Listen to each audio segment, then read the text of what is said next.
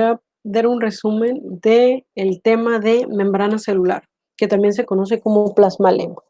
¿La membrana celular qué es? Es una bicapa lipídica formada principalmente por fosfolípidos, que su función es la de rodear a la célula, limitar y hacer una diferencia de concentración entre todos los elementos internos de la célula y los externos, porque todo el interior de la célula debe ser altamente regulada para llevar a cabo sus funciones. Esto también mantiene el equilibrio intracelular y extracelular y tiene aproximadamente un grosor de 7.5 a 8 nanómetros, es lo que refieren algunos libros. Mira, fíjate bien, membrana o una bicapa lipídica, ¿a qué se refiere? Esta es una capa, esta es otra capa. La bicapa está formada por fosfolípidos principalmente. Estos fosfolípidos tienen una cabecita hidrofílica, es decir, sí se une con el agua, pero tiene dos colas hidrofóbicas, no se unen con el agua. Gracias a esa característica que se conoce como anfipática, generan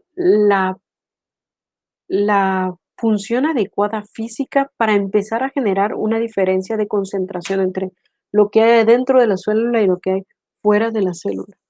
Ahora bien, también vamos a ver que la bicapa lipídica tiene proteínas adheridas en ambas caras y algunas cruzan todo el grosor y otras solamente van a estar en la porción extracelular o intracelular. Siguiente, tiene glucolípidos, es decir, uniones de carbohidratos con lípidos y estos sirven como marcadores de la célula para reconocerlas.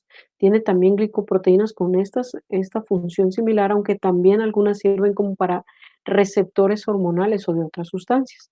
El colesterol, por su parte, tiene una función importante porque está en la porción hidrofóbica, es decir, igual es un lípido, entonces no se junta con el agua, pero esto genera una estabilidad tremenda para la membrana, para que cuando existan cambios de temperatura que son fuera de los normales, la membrana, la pared celular se mantenga lo más estable posible. Esta es una de las características que tiene el colesterol en la membrana. Ahora, vamos a hablar de proteínas integrales. Estas son las que cruzan todo el grosor de la bicapa lipídica, es decir, van de la porción extracelular a la intracelular. ¿Qué función tienen? Sirven como canales para algunos iones, principalmente sodio, potasio, cloro, calcio, este, o para agua también hay canales de acuaporinas, así se llaman los canales que sirven para pasar agua más fácilmente. Luego sirven también como, tienen algunas actividad enzimática que modulan las reacciones químicas. Luego tenemos las proteínas periféricas. Estas no son las que cruzan todo, sino son como estas que están aquí en verde. Solamente están en la parte intracelular o extracelular y dependiendo la parte en la que estén, normalmente las que están en la porción hacia el líquido extracelular sirven como receptores o marcadores de los antígenos leucocitarios humanos, el álbum del cuerpo para reconocer lo propio. Y las que están en la porción interna, casi todas funcionan como enzimas, es decir, modulan las reacciones bioquímicas. Em, ¿Qué otra cosa agregaríamos aquí? Básicamente que algunos son como receptores, ¿no? Pueden tener esa función. Los carbohidratos, como ya les decía, dan soporte a la membrana plasmática, definen características celulares, es decir, el sistema reconoce al cuerpo. Una parte aquí importante que puedes aprender es en el caso de las bacterias.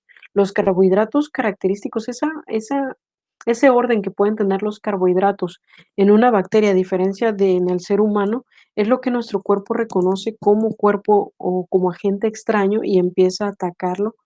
Empieza la fiebre, se desencadena todos los procesos inflamatorios que indican que hay un cuerpo extraño dentro, por el reconocimiento de carbohidratos, por ejemplo, glicolípidos o glicoproteínas. Ahora bien, aquí hay un corte histológico de la membrana plasmática. Esta porción más oscura son las cabezas de fosfatos, la porción más clara son los lípidos y bien, los elementos, como te decía, principales de la membrana son los fosfolípidos. Hay por lo menos 4 que deberías aprender: fosfatidil colina, fosfatidil etanol amina, fosfatidil serina y esfingomielina. El colesterol, recuerda que da estabilidad en los cambios de temperatura y para que una sustancia pueda atravesar con mucha facilidad o con un pase VIP a la membrana celular tiene que tener 4 características por lo menos, y estas las recuerdas con LGTP. L es de liposolubilidad, tiene que ser de naturaleza lipídica para pasar fácilmente. Número 2, el gradiente de concentración. Si hay menor concentración en el líquido extracelular y en el líquido intracelular, perdón, menor concentración y en el extracelular hay más, esto genera que por gradiente de concentración la sustancia pase más fácilmente. Número 3, la T, temperatura o tamaño. A mayor temperatura, mayor la velocidad de difusión. Y obviamente hay variaciones y el tamaño se refiere a que si tiene el tamaño de los poros intermoleculares de este modelo de mosaico fluido, es decir, el modelo molecular que yo te presenté aquí, si puede atravesar los poros, si tiene ese tamaño para atravesar los poros, es más fácil que que pase, es permeable, pues. Y la otra es la polaridad. ¿A qué se refiere la polaridad? A sus cargas. El líquido intracelular, en el interior de la célula hay más cargas negativas, es decir, aniones, y estos se dan gracias a las proteínas que tienen, las organelas, que no se pueden mover, a diferencia de los elementos, iónicos que están en el interior y el exterior, ¿no? Entonces, toda sustancia con carga positiva o los cationes es más fácil que pase. Entonces, acuérdate, permeabilidad de membrana depende de la que cumpla con 4 características: LGTP, liposolubilidad, gradientes de concentración, temperatura y tamaño y polaridad.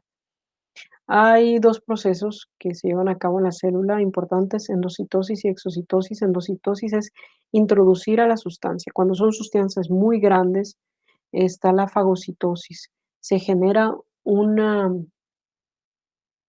evaginación de la membrana plasmática, es decir, salen pseudópodos, cubren la partícula que se quiere introducir y entonces se genera algo que se llama fagosoma o endosoma, una vesícula en la que se forma el cuerpo extraño. Posteriormente se unen lisosomas a este y entonces eliminan el cuerpo extraño que se fagocitó. Luego está la pinocitosis, es el proceso de introducir líquidos o iones pequeñitos, partículas pequeñitas, a través de formación.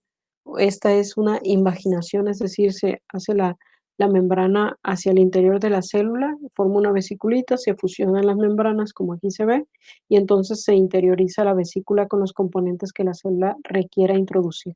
Y luego está la endocitosis mediada por receptores. Va a ser similar a una fagocitosis, solo que esta o a pinocitosis, aquí son partículas pequeñas, perdón, pero en esta hay receptores en la membrana y para que se pueda interiorizar la sustancia debe de ser la que tiene el receptor. Esto ocurre, por ejemplo, la explicación más frecuente que yo les comentaba es, por ejemplo, en el caso de es fisiopatológico, pero en el caso de los EK2, los receptores EK2, que son para una enzima, en este caso es lo que usa el virus de coronavirus para interiorizarse.